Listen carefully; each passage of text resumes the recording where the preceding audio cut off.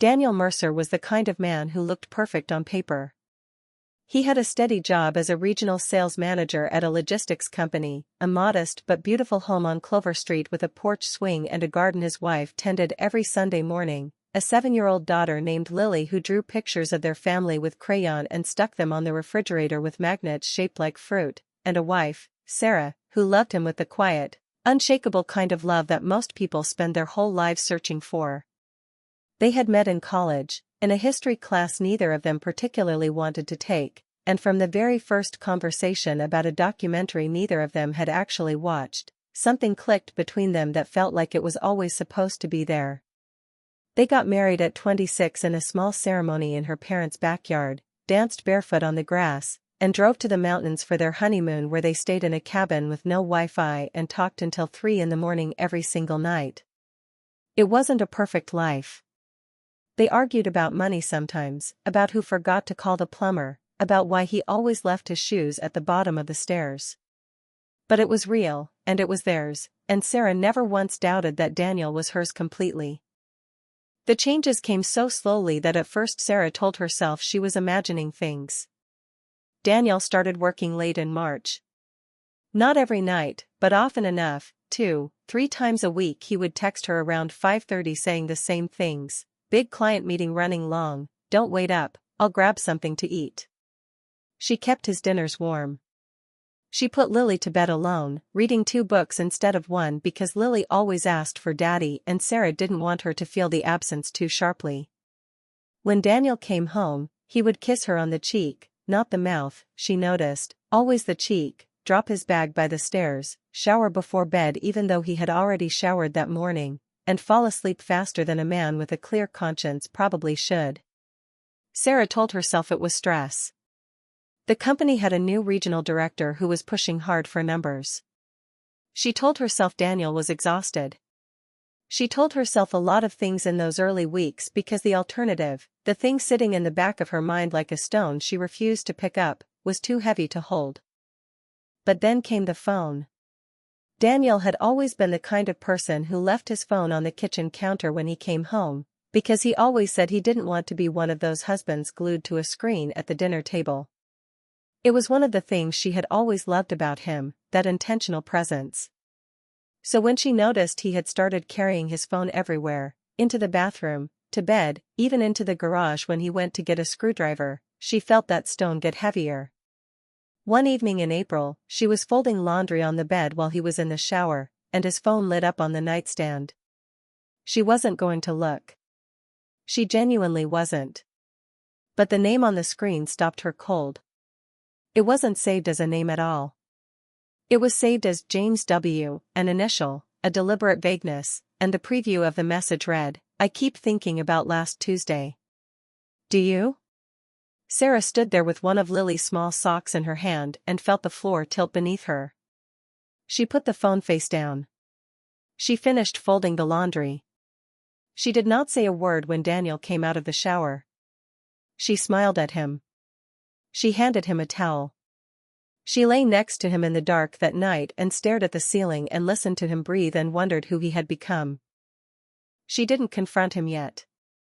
Some people might have thrown the phone, demanded answers, cracked the whole thing open right there. But Sarah was not impulsive. She was a woman who thought carefully, who measured things, who had learned from her mother that the worst thing you can do in a moment of pain is act before you know the full truth. So she watched.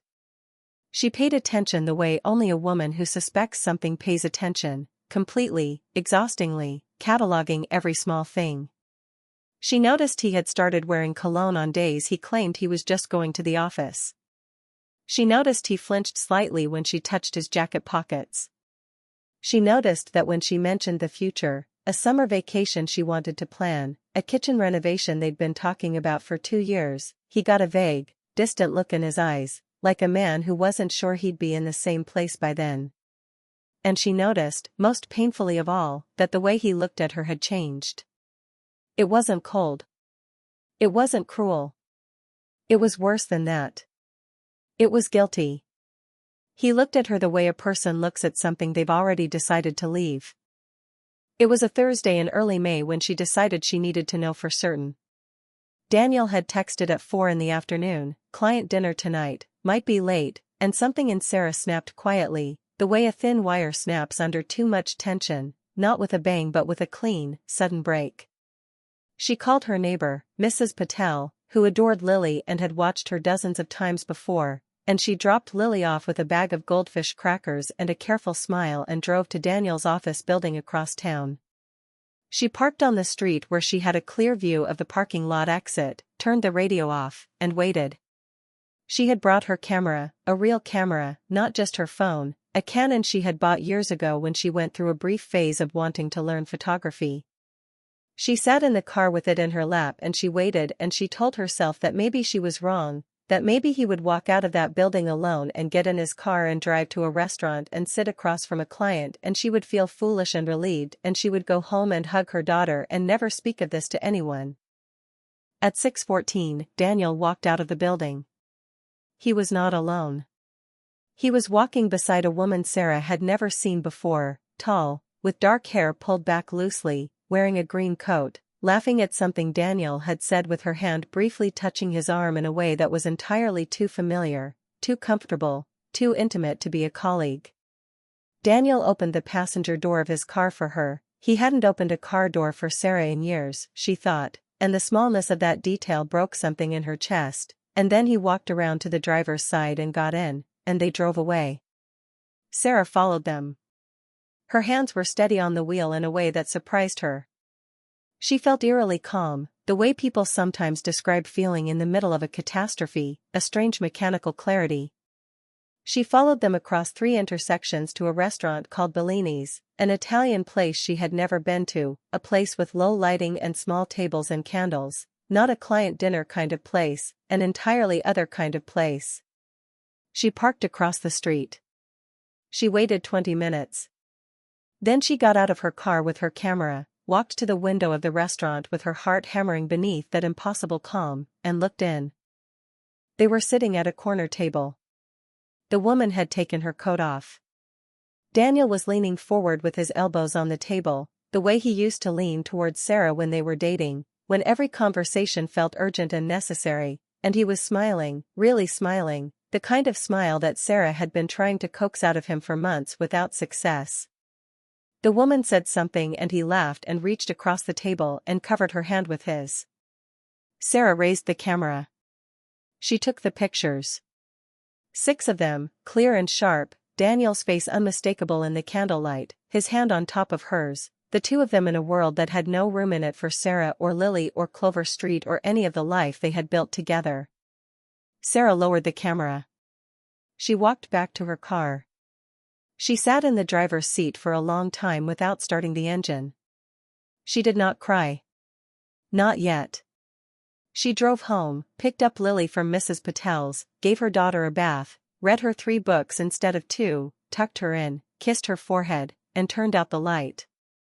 Then she sat down at the kitchen table with her camera and her laptop and she waited for her husband to come home. Daniel came through the door at 10:47. He was in a good mood, that was the thing that struck her first, that he walked in with a lightness in his step, that loosened, easy look of a man who had just spent an evening exactly where he wanted to be. He dropped his keys on the hook by the door, called out a casual "Hey, you still up?"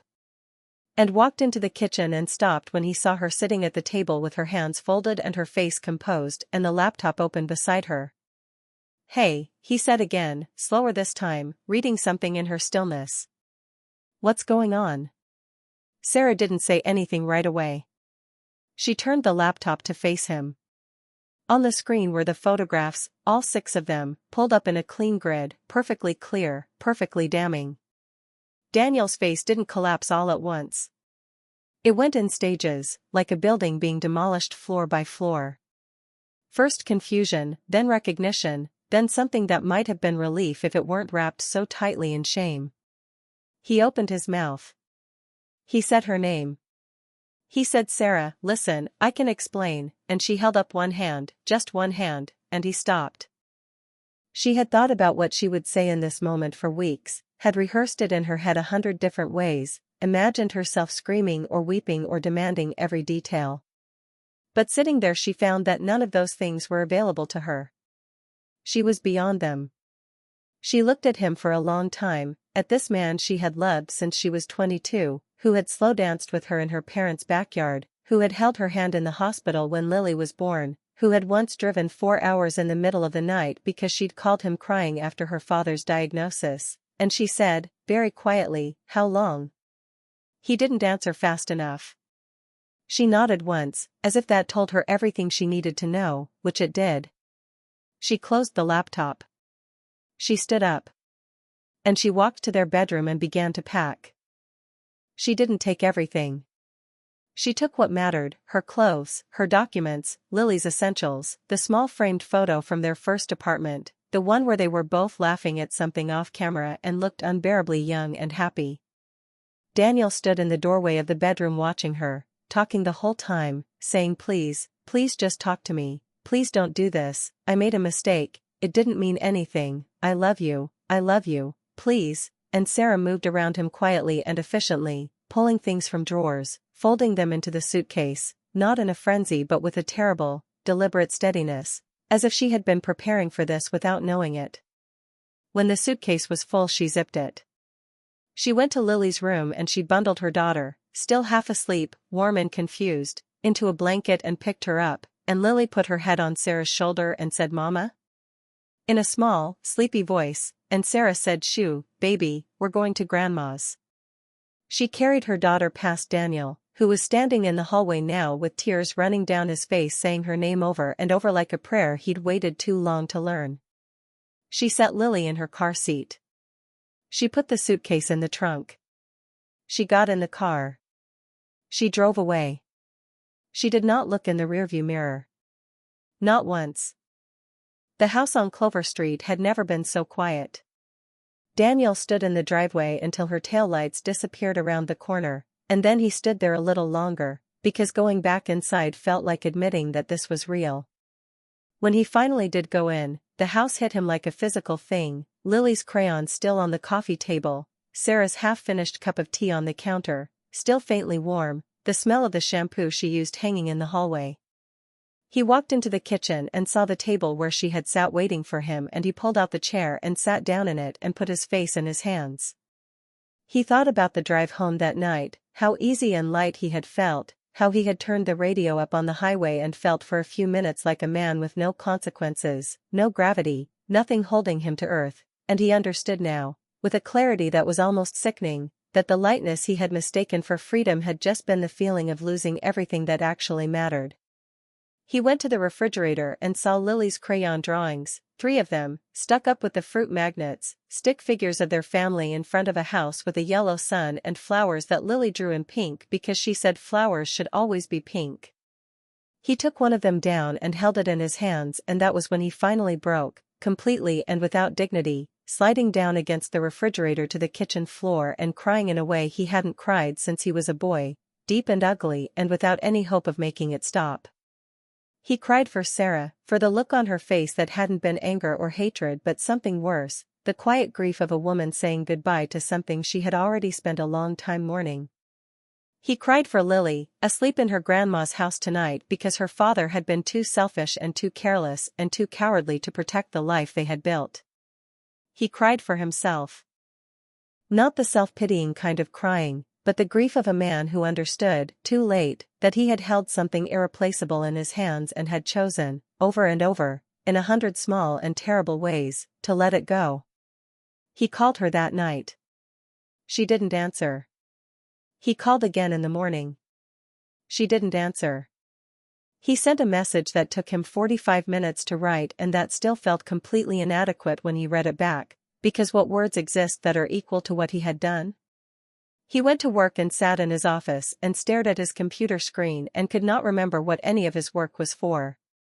He drove home through streets that all looked the same as they had before and felt completely foreign, past the school where he dropped Lily off on Tuesdays when Sarah had her early shift, past the park where the 3 of them had spent last Sunday afternoon, Lily shrieking with joy on the swings while Sarah sat on a bench in the sun with her eyes closed and her face tilted up, and he had been standing there watching them both and thinking, he could remember this now and it devastated him. That he needed to end things with the other woman, that he'd gone too far, that this was what he actually wanted. He had thought that, and then he had gone home and done absolutely nothing about it, and now here he was, driving past a park in the gray afternoon, a man who had waited too long to choose the life that was already his. Weeks passed.